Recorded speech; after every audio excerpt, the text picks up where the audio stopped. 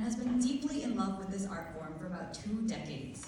She believes that dance is not only a source of solace during challenging times, but also a guiding force that provides direction and purpose. Give it up for Chinmayi.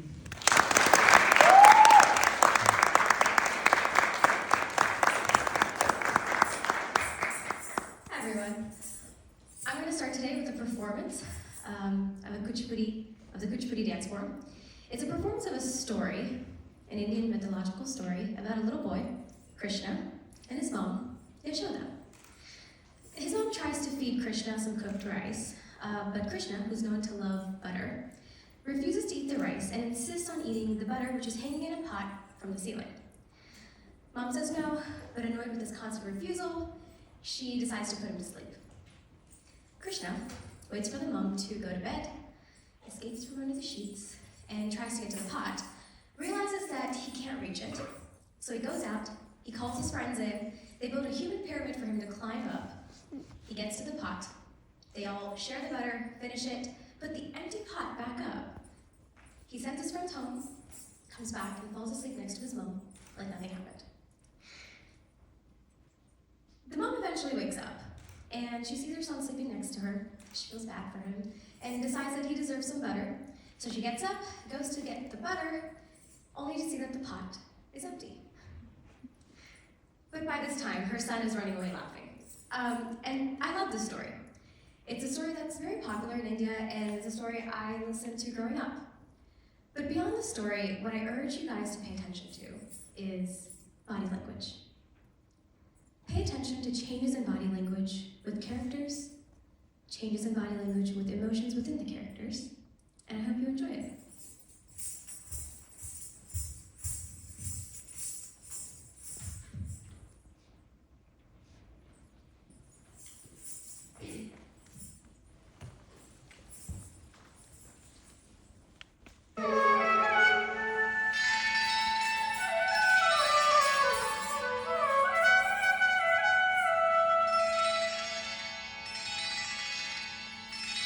Nandanandana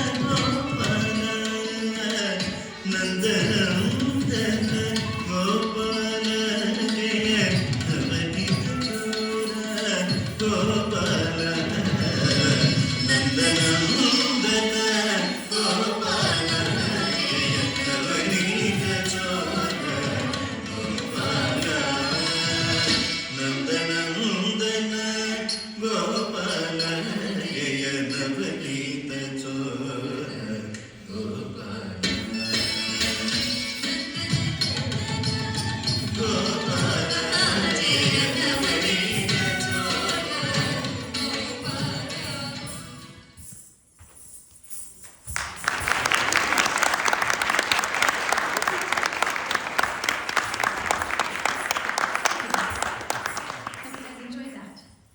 So, how does performing dance, or even watching a performance, create dynamic leaders?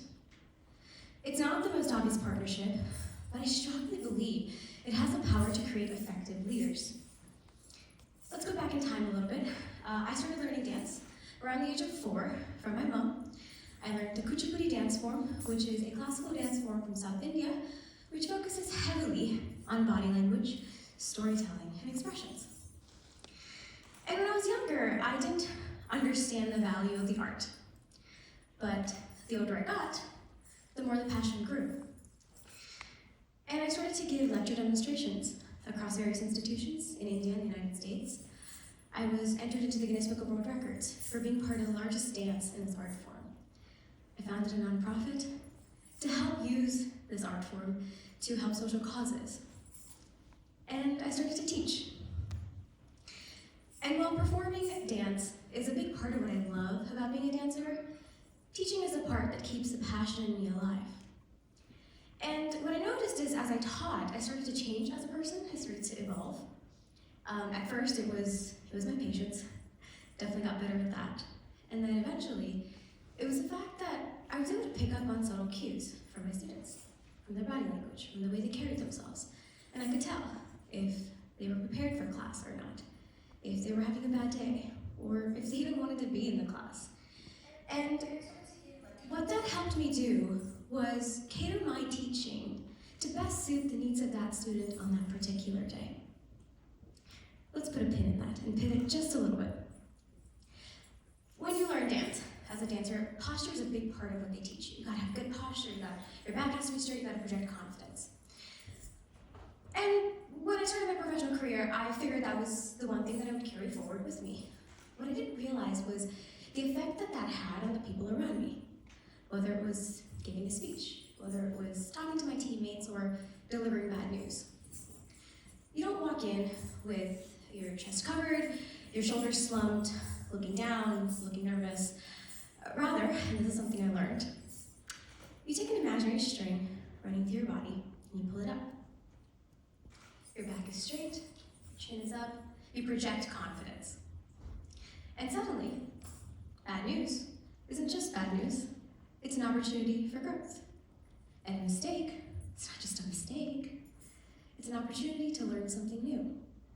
And just like that, controlling your body language, controlling my body language, I realized gave me the possibility of controlling the thoughts and the reactions of the people around me.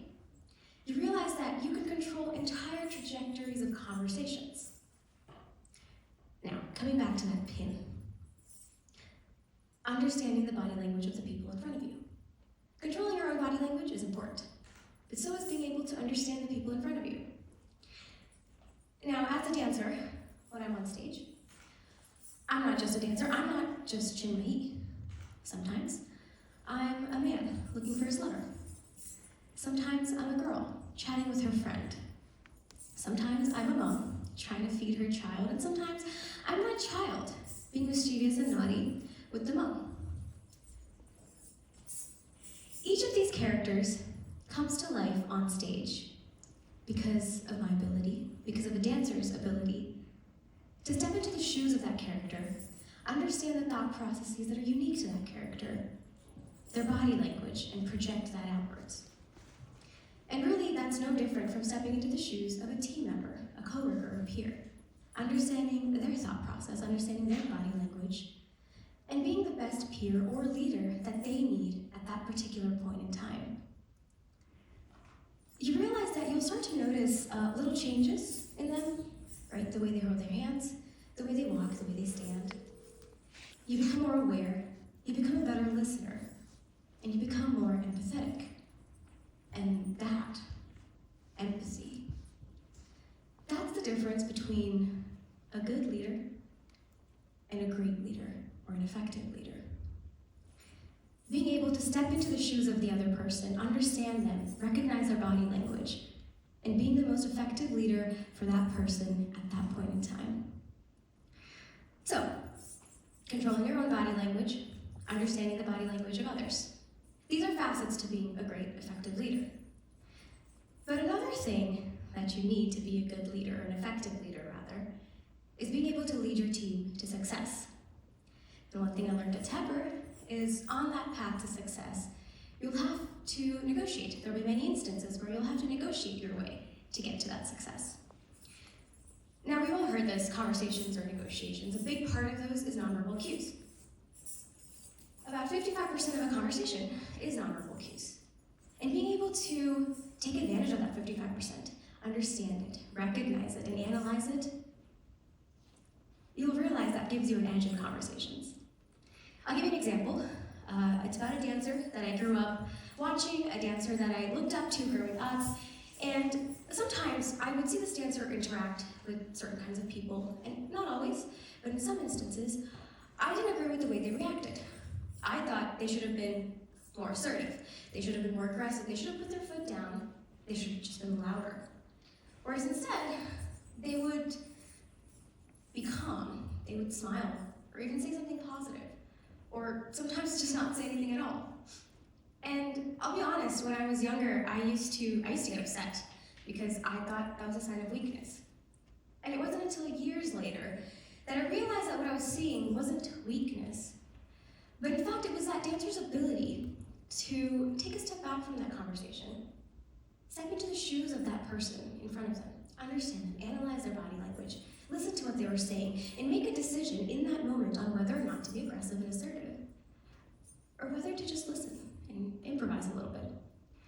And I still learn from this dancer every day. I'm very proud to say that this particular dancer is my mom, and she's probably one of the greatest negotiators I've ever met in my life. So, dance. I've seen my dance form have the power to heal people's hearts, move people's souls.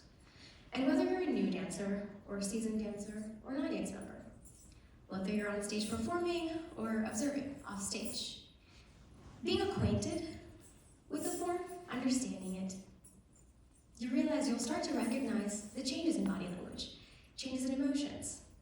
You'll be able to follow that storyline without reading anything at all, without any words. And being able to do that puts you on a path to becoming an effective leader. Dance has taught me confidence.